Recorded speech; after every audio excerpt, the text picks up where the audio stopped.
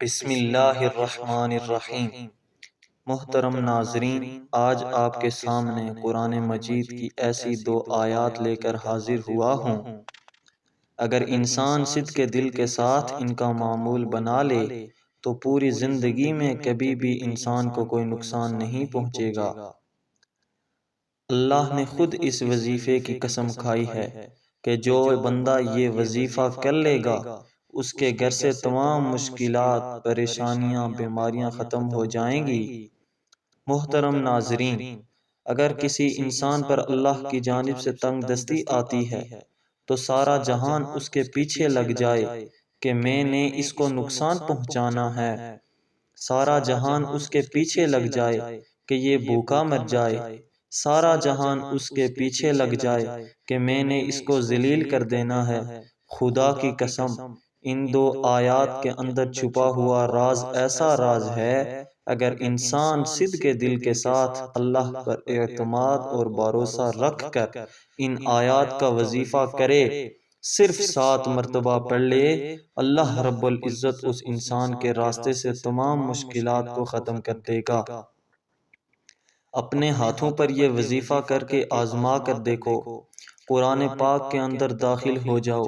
قرآن پاک کے اندر ہر مشکل کا اللہ تعالی نے حل رکھ دیا ہے۔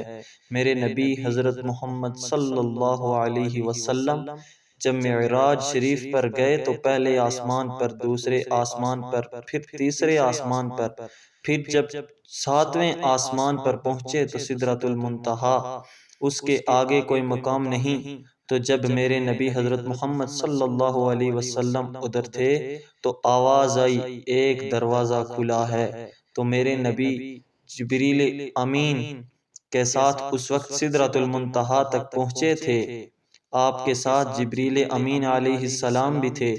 آپ نے پوچھا کہ یہ کس کی آواز ہے؟ تو جبرائیل امین فرمانے لگے، یا رسول اللہ، میں نے پوری زندگی کے اندر اس دروازے کو کھلا ہوا نہیں دیکھا جو آج دیکھ رہا ہوں۔ اور دوسرے نمبر پر جو فرشتہ نکلا ہے، یہ فرشتہ بھی میں نے اپنی زندگی کے اندر پہلی بار دیکھا ہے۔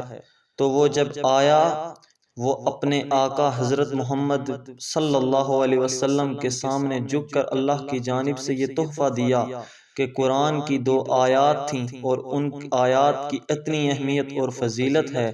اس وقت اس فرشتے نے 3 چیزیں دی، ایک نماز کا تحفہ تھا، ایک امت کی شفاعت کا تحفہ تھا، اور ایک یہ قرآن مجید سورہ بقرہ کی آخری 2 آیات تھیں۔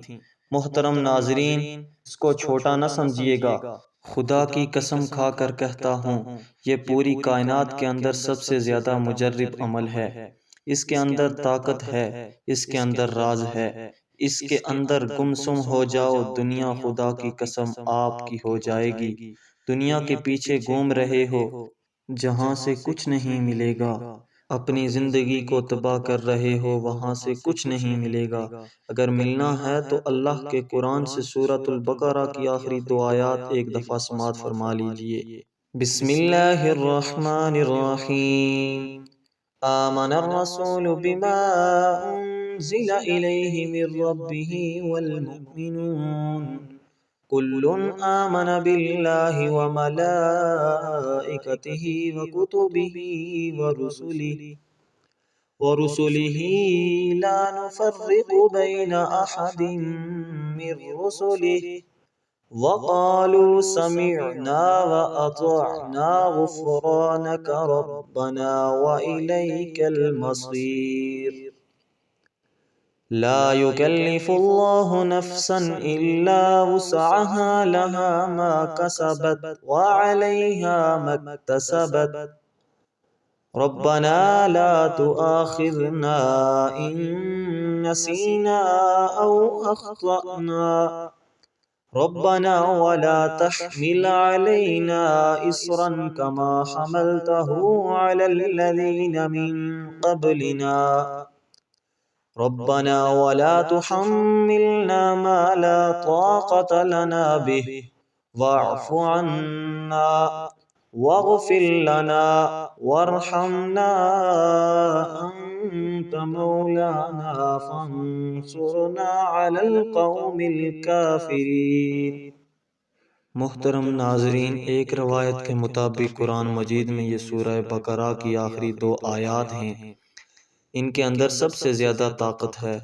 قرآن پاک کی آیات مبارکہ کو آپ نے 7 مرتبہ پڑھنا ہے، جو زیادہ طاقتور ایک دلائل ہے کتاب و سنت کی روشنی سے، علماء کرام کی روشنی سے، تو وہ ہے سورہ بقرہ کی 2 آیات جو میں نے آپ کو پڑھ کر سنائی ہیں۔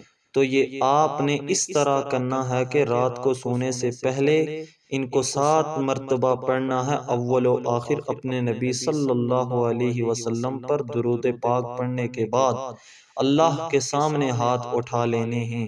یہ 2 آیات رحمت کا سمندر ہیں۔ ان کے اندر اتنے راز چھپے ہوئے ہیں۔